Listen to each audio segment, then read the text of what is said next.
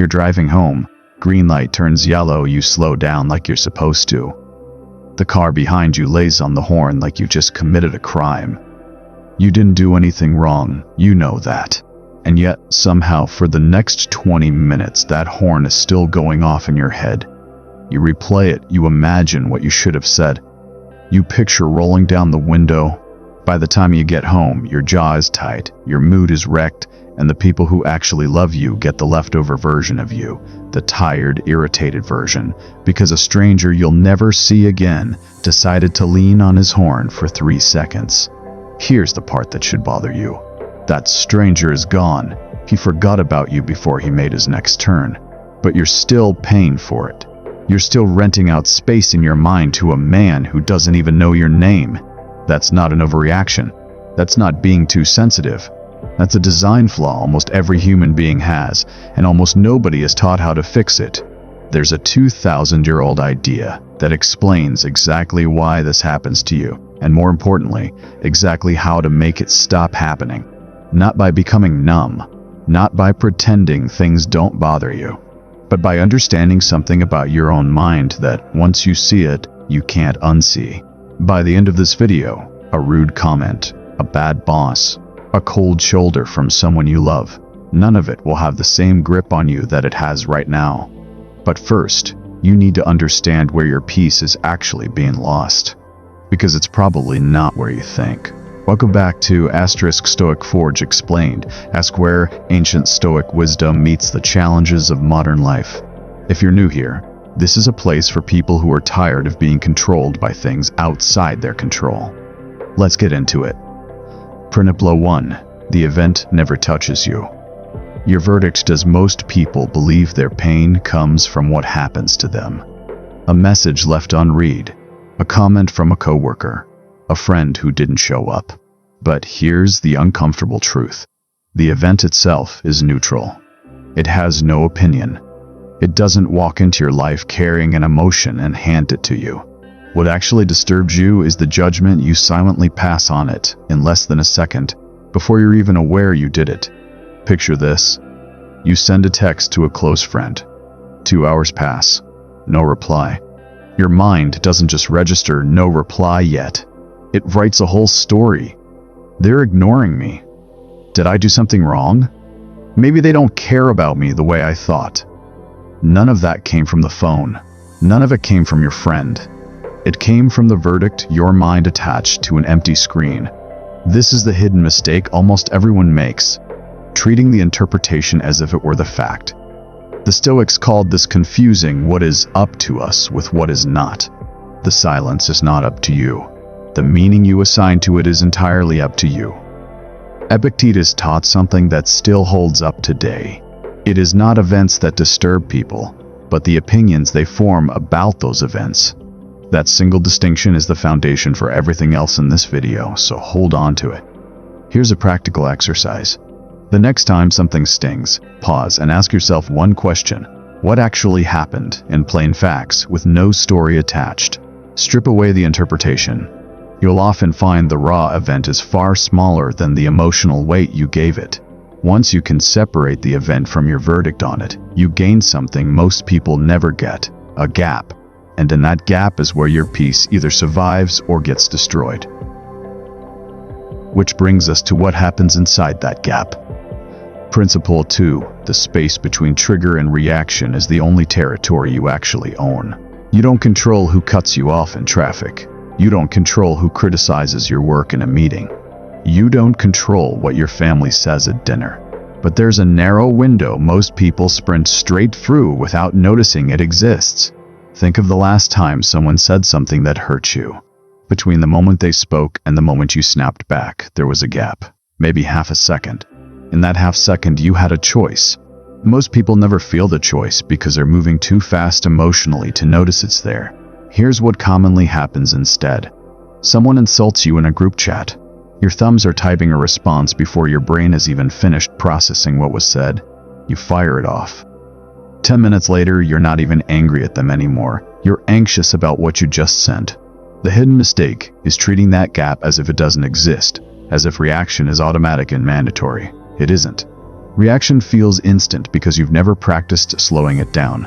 The Stoic practice here isn't suppression. You're not pretending you don't feel the sting, you're simply refusing to let the sting drive the car. Marcus Aurelius used to remind himself in his private notebook that he had the power to have no opinion about a thing, and therefore no disturbance in his soul. Not because the thing was small, but because he chose not to hand it that authority. Try this the next time you're triggered. Before responding, take one slow breath and silently ask, is this reaction serving the person I actually want to be, or just relieving the pressure of this moment? That single question is often enough to shrink a 5-minute outburst into a 5-second pause. Owning that gap is powerful, but it only works if you know what's actually yours to control in the first place, and most people have that badly confused. Principle free. You are fighting for territory that was never yours. Here is a pattern worth noticing in your own life. How much of your daily stress comes from trying to control things that were never under your control to begin with? Whether your boss appreciates your effort, whether your partner is in a good mood today, whether the project goes exactly as planned, whether people online agree with your opinion, none of that is yours. It never was. And yet most of us spend the majority of our emotional energy trying to manage outcomes that belong to other people, to circumstance, to time. Picture someone preparing for a big presentation at work. They've done everything right, researched, rehearsed, prepared for questions. But halfway through, a senior executive starts scrolling on his phone. That one small detail hijacks the rest of the presentation. The presenter starts speaking faster, second-guessing every sentence, convinced the whole thing is falling apart because of one man's attention span, which was never something they controlled in the first place. The mistake isn't caring about the outcome. It's mistaking influence for control. You can influence how well you prepare. You cannot control how someone else receives it. When you blur that line, every external reaction becomes a referendum on your worth. This is the core of the entire Stoic framework. Some things are within your power, your judgments, your effort, your intentions, your responses, and some things are not. Other people's opinions, outcomes, the past, the behavior of the world around you. Peace comes from pouring your energy exclusively into the first category and releasing your grip on the second. Here's a practical filter you can use today. Before you let something stress you out, ask, is this actually mine to control, or am I trying to steer a car I'm not sitting in? If it's not yours, the correct response isn't to fight harder. It's to redirect that same energy toward what is yours, your preparation, your attitude, your next action. Letting go of what was never yours is freeing. But there's a version of letting go that people get wrong, and it usually shows up disguised as anger. Principle 4. Anger feels like power, but it's actually alone. You'll regret taking anger as a strange trick. In the moment, it feels like strength. Your voice gets louder, your posture straightens. You feel like you're finally taking control. But watch what usually happens 20 minutes later. The strength is gone, and what's left is regret, a strained relationship, or a sentence you can't take back. Think about a common scene. Someone at work takes credit for an idea you brought to the table. The anger hits immediately, face hot, jaw tight, mind racing through what you should have said. You confront them harshly in front of others. It feels justified in the moment, but afterward the story in the office isn't about who had the original idea. It's about who lost their temper. The hidden mistake is believing that intensity equals justice, that the angrier you get, the more right you must be. In reality, anger rarely makes your point stronger. It usually makes it easier to dismiss. Seneca, who wrote an entire treatise on this exact emotion, described anger as a kind of temporary madness, something that starts as a reasonable response to being wronged and quickly grows past any reasonable size, doing far more damage than the original offense ever could. His point wasn't that you should never feel anger. It's that anger, left unchecked, borrows against your future peace to pay for a few seconds of feeling powerful now. Here's a practical tool. The next time you feel real anger rising, delay your response by counting to 10. Not to suppress the emotion, but to let the initial spike pass so your next words come from your values, not your adrenaline. Ask yourself, What would the calmest, most respected version of me do here? That version rarely raises their voice. And people notice. Controlling anger protects your peace from the outside. But there's an internal threat that's often more dangerous, because it doesn't need anyone else's help to attack you. Principle 5. The loudest voice disturbing your peace might be the one in your own head. You can walk away from a rude stranger. You can mute a difficult coworker. But you can't walk away from your own thoughts at 3 in the morning, replaying a conversation that ended 6 hours ago, rewriting what you should have said for the 10th time. Overthinking disguises itself as problem solving. It feels productive, like you're working something out. But most of the time, you're not solving anything. You're just suffering the same event repeatedly without the event ever happening again. Picture someone lying in bed after a minor disagreement with their partner. The disagreement itself lasted maybe 4 minutes, but the mind replays it for hours, different angles, different comebacks, worst-case scenarios about what it really means for the relationship. By morning, they're exhausted, not because of what happened, but because of the 100 imagined versions of what happened that their mind manufactured overnight. The hidden mistake is treating every thought as if it deserves your full attention just because it showed up. Not every thought is true. Not every thought is useful. Most of them are just noise your mind generates out of habit. The Stoics practiced a discipline of examining the mind itself, noticing a thought, questioning whether it was accurate, and refusing to follow ones that led nowhere productive. Marcus Aurelius reminded himself that a person's life is what their thoughts make of it, which means guarding your attention is not a minor habit. It's the foundation of everything else. Try this tonight. If your mind starts spiraling, ask the thought a direct question. Is replaying this changing the outcome, or just extending the pain? If it's only extending the pain, consciously redirect your attention to something physical, your breath, the room around you, a task in front of you. You're not suppressing the thought. You're simply refusing to give it a permanent seat at the table. Quieting the mind is progress.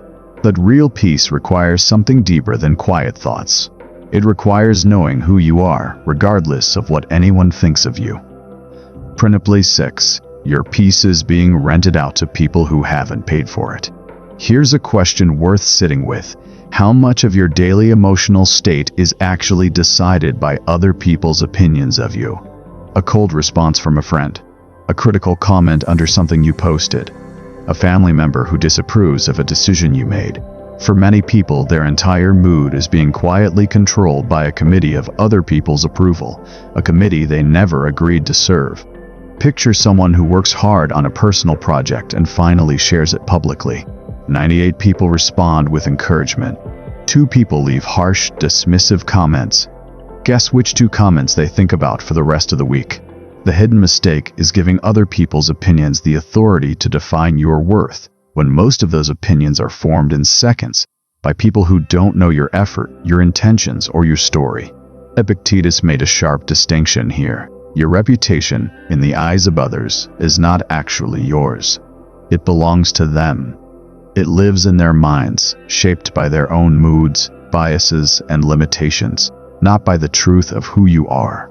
Chasing control over something that lives entirely inside someone else's head is a battle you were never going to win. This doesn't mean you stop caring about people. It means you stop outsourcing your self-worth to strangers who spend 3 seconds forming an opinion about you and then move on with their day. Here's a practical shift. Before letting a criticism sink in, ask, does this person actually know me, and do they have my genuine best interest in mind? If the answer is no, weigh their words accordingly. Noted but not authorized to set your mood. Reclaiming your worth from other people's opinions is huge. But there's an even deeper threat to your peace, one that doesn't come from other people at all. It comes from your own fear of the future. Principle 7. You're not afraid of the event. You're afraid of a movie you haven't watched yet. Fear rarely shows up because of something happening right now. It shows up because of something happening right now. It shows up because of something your mind has imagined happening later. You're waiting on test results. You're waiting to hear back after a job interview. You're waiting to see if a relationship is going to work out. In every one of these moments, nothing bad has actually happened yet, but your body reacts as if it already has. Heart rate up, Sleep disrupted, appetite gone. Picture someone waiting for a difficult phone call from a doctor's office. The call is scheduled for 3 p.m. By noon, they've already imagined the worst version of the conversation, 5 different times, complete with imagined details, imagined consequences, imagined grief, none of which has happened, none of which may ever happen.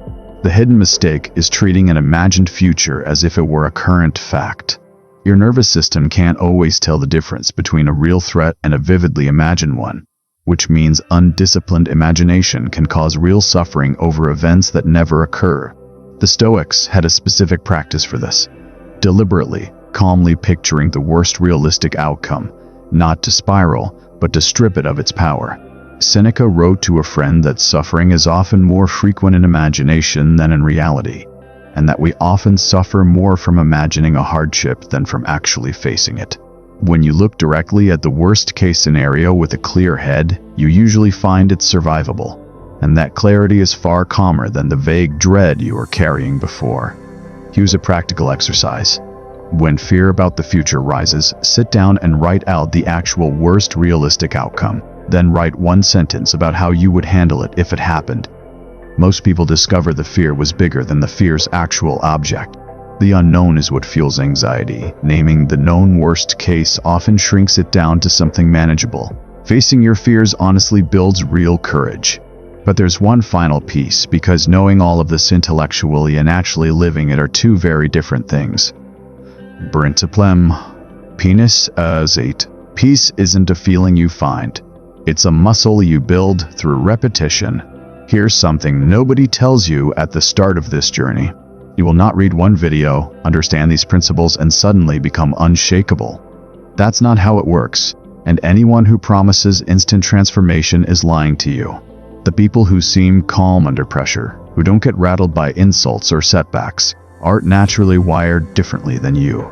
They have simply practiced these responses so many times that calm has become their default setting instead of their exception. Picture 2 people who receive the exact same harsh feedback from a manager. One has spent months practicing the separation between event and reaction. The other hasn't. Externally, the feedback is identical. Internally, one person processes it, extracts the useful part, and moves on within the hour. The other carries it for a week. The difference isn't talent, it's repetition. The hidden mistake is expecting mastery without practice. Treating philosophy as something you understand once rather than something you train daily, the same way you train a muscle. Marcus Aurelius wrote his private reflections not because he'd already mastered himself, but because he was actively working on it every single day. As Emperor of Rome, under enormous pressure, still needing to remind himself of these same principles again and again. If the most powerful man in the world needed daily practice, so do you. Here's your practical exercise, and it's the most important one in this entire video. Each night, spend 2 minutes reviewing your day. Ask yourself 3 questions. Where did I let something outside my control disturb my peace today? What would the calmer version of me have done differently? What's one thing I handled well that I want to repeat tomorrow? Do this consistently, and something shifts. You stop being surprised by your own reactions. You start catching yourself in the gap between trigger and response earlier and earlier, until eventually most of what used to disturb you simply doesn't land the way it used to. Let's bring this together. Your peace was never being stolen by traffic, by rude comments, by unanswered messages, or by people who don't think about you nearly as much as you think about them. It was being handed over, one unexamined reaction at a time. The event was never the problem. Your verdict on the event was. The trigger was never the problem. The unclaimed gap between trigger and response was. Other people's opinions were never the real threat. Renting your self-worth out to them was. The future was never actually dangerous. The unexamined movie your mind played about it was. None of this means becoming cold or indifferent. It means becoming so clear about what's actually yours to control that nothing outside of it has the power to move you anymore. Chant reformation. Imagine for a moment 6 months from now. Someone cuts you off in traffic and it costs you 3 seconds of your day, not 3 hours. A coworker criticizes your work And instead of spiraling, you calmly extract what's useful and let the rest go. Someone you love says something sharp in a bad moment, and instead of matching their tone, you recognize it as their storm, not a referendum on you. That version of you isn't a fantasy. It's not built from talent, luck, or personality. It's built exactly the way you'd build any strength, through small, repeated choices made in ordinary moments, just like the ones you'll face today. You don't need to control the world around you. You need to reclaim the small, powerful territory that was always yours. Your judgments, your responses, your attention, your character. That territory is where your entire life is actually lived. If even one part of this hit close to home, do one thing today. Pick a single moment when something outside your control tried to disturb your peace, and consciously choose your response instead of letting it choose for you. That's the whole practice, repeated one moment at a time. If this video gave you something worth carrying into your day, tap like so. More people going through the same thing can find it. Subscribe if you want to keep building this kind of mental strength together. And down in the comments, tell me, which of these 8 principles do you need to practice the most right now? Your peace was never meant to be handed to people who don't even know they're holding it. Take it back, one response at a time.